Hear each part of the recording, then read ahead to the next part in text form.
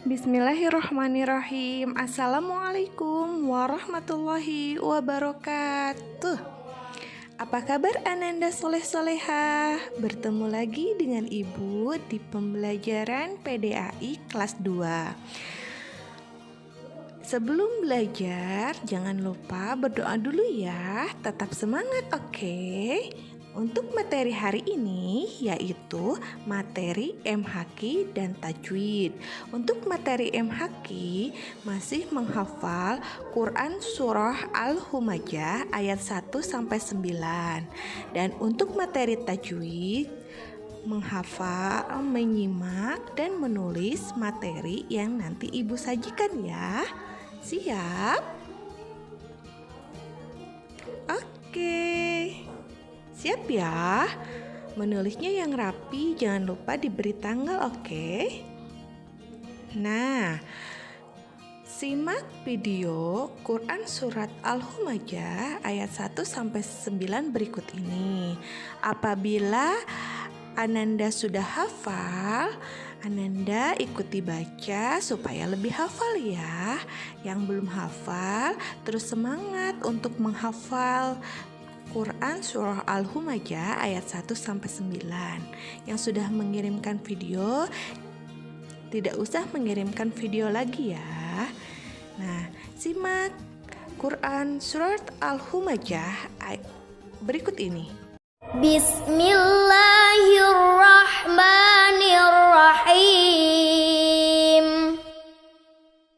Wailul likulli humazatil lumazah alladzi jama'a malan wa 'addadah yahsabu anna malahu akhladah kalla la yunbadanna fil hutamah wa ma adraka mal hutamah narullahil muqadah allati tattali'u 'alal afidah innaha 'alaihim muqsadah fi 'amadim mumaddadah. Nah, setelah Ananda menyimak, mendengarkan, dan membaca Quran Surah Al-Humajah ayat 1 sampai 9, Ananda sekarang simak materi tajwid mengenai manfaat mempelajari ilmu tajwid berikut ini. Lalu setelah itu catat materinya di buku catatan PDAI ya. Nah, manfaatnya setelah kita belajar ilmu tajwid yang banyak tadi, apa sih manfaat yang akan kita peroleh? Yang pertama, mengetahui cara membaca Al-Quran dengan baik, itu pasti. Yang kedua, menghindari kesalahan membaca Al-Quran. Yang ketiga, mengetahui adab dan tata krama membaca Al-Quran. Yang keempat, sebagai bentuk ibadah. Yang kelima, menjaga kemurnian bacaan Al-Quran ya, karena sesuai dari Rasulullah SAW dulu bacaannya harus tetap sama sampai sekarang ya. Dan yang terakhir, melatih pengucapan bahasa Arab. Nah, ini penting juga ya nak. Bahasa Arab adalah bahasa Al-Quran. Bu, saya punya Al-Quran terjemahan. Bagaimana dengan membaca Al-Quran terjemahan? Boleh, tetapi dengan tujuan untuk mengetahui maknanya. Nggak boleh, saya males bu, belajar Al-Quran harus dari Iqra dulu, Iqra 1 sampai Iqra 6, Qiraati 1 sampai Qiraati 6 misalkan. Capek bu, saya mau langsung baca Al-Quran saja, tapi saya mau baca terjemahnya aja setiap hari. Boleh nggak bu? Nah, tetap ya, tidak boleh, tapi kita harus tetap berusaha bisa membaca Arabnya Al-Quran, kemudian terjemahnya tetap dibaca sebagai kita untuk mengetahui makna dari Al-Quran tersebut, makna dari ayat tersebut ya.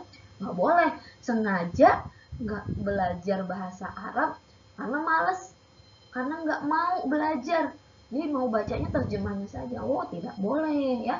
Tetap kita harus belajar membaca tulisan Arab di dalam Al-Quran ya. Kenapa, Bu?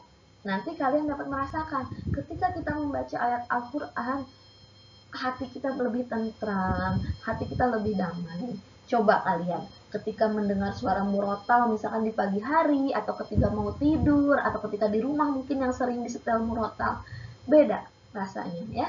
Pasti telinga kita lebih damai, hati kita lebih tentram ya, karena dibacakan dengan bacaan-bacaan Al-Quran. Berbeda ketika kita mendengar lagu-lagu ya, lagu-lagu atau suara musik yang keras gitu. Berbeda nanti telinga kita dan hati kita. Oke, ini dulu sebagian. Nanti kita lanjutkan lagi.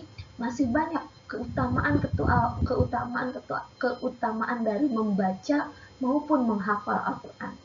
Ya, selanjutnya akan Ibu kasih tips dan triknya ya. Ngapain sih kita harus pusing-pusing menghafal ini? Ngapain kita harus pusing-pusing membaca Al-Quran? Nah, banyak manfaat lainnya. Insya Allah di pertemuan-pertemuan selanjutnya akan Ibu jelaskan. Oke, sekian pembelajaran hari ini. Tetap semangat, tetap jaga kondisi, selalu terapkan 5M plus 1D. Jangan lupa menghafal Quran Surah Al-Humajah ayat 1-9 dan tulis materi tajwidnya di buku catatan PDAI yang rapih ya. Oke, sampai jumpa di pertemuan selanjutnya. Wassalamualaikum warahmatullahi wabarakatuh.